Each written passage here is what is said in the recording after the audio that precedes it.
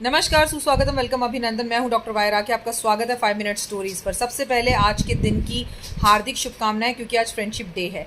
वैसे तो कोई भी दिन ऐसा नहीं हो सकता जो दोस्ती से जुड़ा ना हो, लेकिन जब भी दोस्ती की बात आती है तो मुझे सुदामा और कृष्ण की दोस्ती याद आती है। लेकिन आज आपको एक मत वाले हाथी की दोस्ती के बारे में आपसे को बताना चाहूँगी कि जब इंसान अगर सोच ले तो क्या नहीं कर सकता, क्या कर गुजर सकता है, लेकिन दोस्त उसके पास होने चाहिए। और आज तो मैं आपको जानवरों की कहानी सुनाने के लिए जा रही हूँ जिनमें शायद बोलने की और बात करने की भी क्षमता नहीं होती। एक हाथी था, बड़ा मतवाला था, बड़ा बदतमीज था।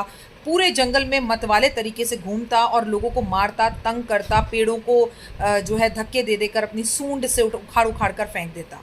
जंगल में सभी उससे परेशान थे, लेकिन उस हाथी से कहीं दूर एक चिड़ा और चिड़िया बड़े आराम से अपने बच्चों के साथ एक जंगल के अंदर, पेड़ के अंदर घोंसला बनाकर रहते थे। चिड़िया ने अभी अभी बच्चे दिए थे, यानी कि उसने अंडे दिए थे। अंडों पर बैठती, उन्हें सिकाई करती। वो अपने पति के साथ बहुत खुश थी। उसका एक खूबसूरत सा परिवार था, लेकिन उसे नहीं पता था कि एक दिन उसकी ज़िंदगी में बवाल आएगा। और एक दिन हाथी घूमते घूमते उस पेड़ के पास पहुंच गया जहाँ चिड़िया थी। हाथी ने उस पेड़ को उखाड़ा और उखाड़ कर फेंक दिया। जैसे उसने फेंका, चिड़िया के घोंसले में से 2 अंडे थे और वो टूट के गिर गए। इतना ही काफ़ी नहीं था, हाथी ने उनके ऊपर पैर रख दिया। चिड़िया और चिड़ा जोर जोर से रोने लगे, लेकिन अफसोस वो हाथी का कुछ नहीं बिगाड़ पाए।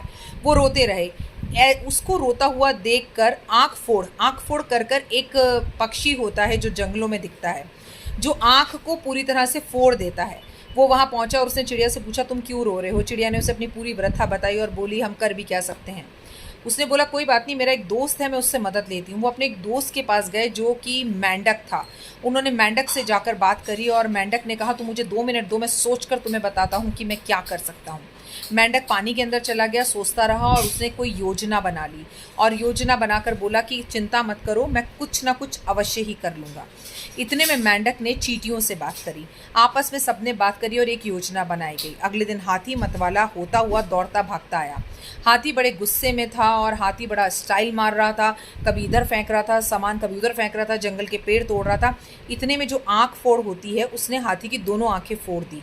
अब आंखों से अंधा हाथी परेशान हो गया, घबराने लगा। इतने में वो कुछ सोच पाता, उसके कान के अंदर चींटियां घुसने लग गई। उसका दिमाग खराब हो गया और उसने सोचा, अगर मुझे चींटियों से बचना है तो मुझे पानी की तरफ भागना चाहिए।